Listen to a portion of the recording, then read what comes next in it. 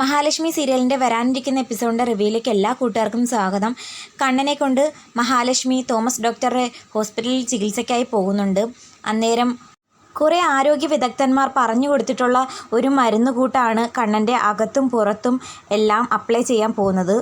കണ്ണൻ്റെ ഇടതുകാൽ നന്നായിട്ട് മസാജ് ചെയ്യിക്കുന്നുണ്ട് ജയപാലനെയും കൊണ്ട് വൈദ്യർ. അതേസമയം മഹാലക്ഷ്മി പുറത്ത് വെയിറ്റ് ചെയ്യാനാണ് വൈദ്യർ പറഞ്ഞിരിക്കുന്നത്.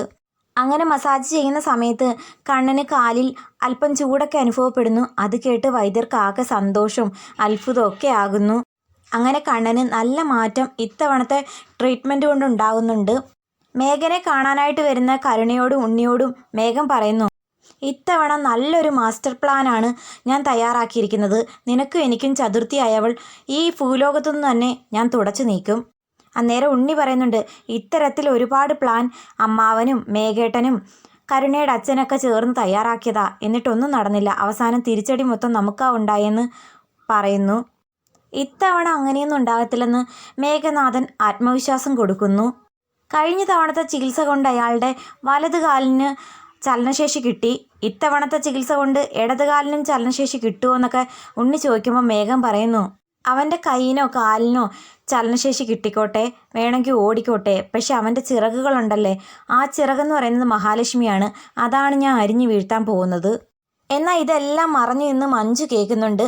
മേഘേട്ടന് എത്ര പണം വേണമെന്ന് പറഞ്ഞാലും ഞാൻ എൻ്റെ അച്ഛനോട് ചോദിച്ച് മേടിച്ച് തന്നേക്കാം, പക്ഷേ അവൾ ഈ ഭൂമിയിൽ ഉണ്ടാകരുതെന്ന് കരുണ പറയുമ്പോൾ മേഘം പറയുന്നു, ഇതിനു വേണ്ടി ജയിലിൽ പോയാലും വേണ്ടിയില്ല, സ്വത്തുക്കളൊക്കെ നമുക്ക് തന്നെ കിട്ടുമെന്ന് പറയുമ്പം കരുണ പറയുന്നുണ്ട്, സ്വത്തുക്കൾ കിട്ടിയില്ലേലും ഒരു പ്രശ്നവുമില്ല, പക്ഷെ അർഹതയില്ലാതെ കയറി വന്നവൾ അങ്ങനെ രാജകുമാരിയായിട്ട് ജീവിക്കണ്ട. അതെല്ലാം കേട്ടു നിൽക്കുന്ന മഞ്ജു എങ്ങനെയെങ്കിലും തൻ്റെ ഏട്ടത്തിയെ രക്ഷിക്കണമെന്ന് മനസ്സുകൊണ്ട് തീരുമാനിക്കുന്നു. അതിനുശേഷം കാണിക്കുന്നത് മാർക്കോ ലോപ്പസിനോടും സാഗറിനോടും പറയുന്നുണ്ട്, തോമസ് സാറിൻ്റെ ഹോസ്പിറ്റലിൽ ചികിത്സയ്ക്കായി കണ്ണൻ സാർ പോയിട്ടുണ്ട്. മഹാലക്ഷ്മി മേഡം ഓഫീസിലെ കാര്യങ്ങളൊക്കെ നോക്കുന്നത്. മഹാലക്ഷ്മി ഒന്ന് ശ്രദ്ധിക്കണമെന്നാ സാറ് പറഞ്ഞിരിക്കുന്നത്. മഹാലക്ഷ്മി മാത്രമല്ല, സാറിൻ്റെ കാര്യത്തിലും ഒരു ശ്രദ്ധ വേണം. നമ്മുടെ ജീവൻ കൊടുത്തായാലും മഹാലക്ഷ്മി മേഡത്തിന് ഒരു പോറൽ പോലും ഏൽക്കാൻ സമ്മതിക്കരുതെന്ന് മാർക്കോ പറയുന്നു. മറ്റെന്തിനേക്കാളും കൂടുതൽ ശ്രദ്ധ ഞാൻ അവരുടെ കാര്യത്തിൽ കൊടുക്കുന്നേ എന്താന്ന് വെച്ചാൽ, ഇങ്ങനൊരു ദമ്പതികളെ ഞാൻ ഇന്ന് വരെ ലോകത്ത് കണ്ടിട്ടില്ല. അന്നേരം സാഗർ പറയുന്നുണ്ട്, അത് ശരിയാ, മറ്റെല്ലാം പെൺകുട്ടികളെ പോലെയാണ് മഹാലക്ഷ്മി മേഡം എന്നാണ് ഞാനും വിചാരിച്ചിരുന്നത്. കണ്ണൻ സാറിന് ഇങ്ങനൊരു പോരായ്മ ഉണ്ടായതുകൊണ്ട് തന്നെ എത്രയും പെട്ടെന്ന് അവരെ വളച്ചെടുക്കാൻ എളുപ്പമാണെന്ന് ഞാൻ വിചാരിച്ചു. ആ പോഴൻ മേഘനും അങ്ങനെ തന്നെയാണ് കരുതിയിരുന്നത്. ഞാൻ ഇന്ന് വരെ കണ്ടിട്ടുള്ള പെൺകുട്ടികളിൽ ഏറ്റവും നല്ല സ്വഭാവക്കാരിയാണ് മഹാലക്ഷ്മി മേഡം എന്ന് സാഗർ പറയുന്നു. അന്നേരം മാർക്കോയും പറയുന്നു, അതുകൊണ്ട് തന്നെയാണ് എത്ര വലിയ അപകടങ്ങളിൽ നിന്നും നിസ്സാരമായി മഹാലക്ഷ്മിക്ക് രക്ഷപ്പെടാൻ സാധിക്കുന്നത്. മാത്രമല്ല, കണ്ണൻ സാറിൻ്റെയും മഹാലക്ഷ്മി മേഡത്തിൻ്റെയും ബന്ധം ദൈവമായി കൂട്ടിച്ചേർത്തതാണ്, അത് ഒരു ശക്തിക്കും വേർപിരിക്കാൻ കഴിയില്ലെന്നും പറയുന്നു. മഹാലക്ഷ്മിയുടെ ഈ കാര്യത്തിൽ ഞാൻ സാഷ്ടാംഗം നമിച്ചു പോയി.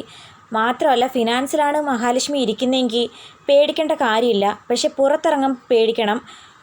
മഹാലക്ഷ്മിയുടെ കാര്യം എന്തായാലും ഞാനും ലോപ്പസും കൂടി നോക്കിക്കോളാം, പക്ഷേ മഞ്ജുവിനെയും മേഘനെയും വേർപിരിക്കുന്ന കാര്യം സാഗറെ നീ ഏറ്റതാണ്, അത് അധികം വൈകാതെ നടപ്പാക്കിയിരിക്കണം. പാവപ്പെട്ട പെൺകുട്ടികളെ കീഴ്പ്പെടുത്തുന്നതാണ് പൗരുഷം എന്നാണ് അവൻ വിചാരിച്ചിരിക്കുന്നത്. പക്ഷേ അവൻ അവൻ്റെ ഭാര്യയുടെ മുമ്പിൽ തന്നെ തോക്കണം. ഇതിലും വലിയ ഒരു തിരിച്ചടി അവൻ ഈ ലോകത്ത് കിട്ടാനില്ല. അത് നീ എനിക്ക് വാക്ക് തരണമെന്ന് മാർക്കോ പറയുമ്പോൾ ആ കാര്യം ഞാൻ ഏറ്റുവെന്ന് സാഗർ വീണ്ടും ആവർത്തിക്കുന്നു. അതേസമയം വൈദ്യരുടെ ഹോസ്പിറ്റലിൽ മഹാലക്ഷ്മിയോട് പറയുന്നുണ്ട്, എത്രയും പെട്ടെന്ന് അകത്തേക്ക് വരാൻ വൈദ്യർ പറഞ്ഞു. അത് കേട്ട് മഹാലക്ഷ്മി ആകെ ടെൻഷൻ അടിച്ച് അകത്തേക്ക് കയറി വരുമ്പോൾ തോമസ് സാർ പറയുന്നുണ്ട്, കണ്ണൻ്റെ കാലുകളിൽ സ്പർശനം അറിയുന്നുണ്ട്.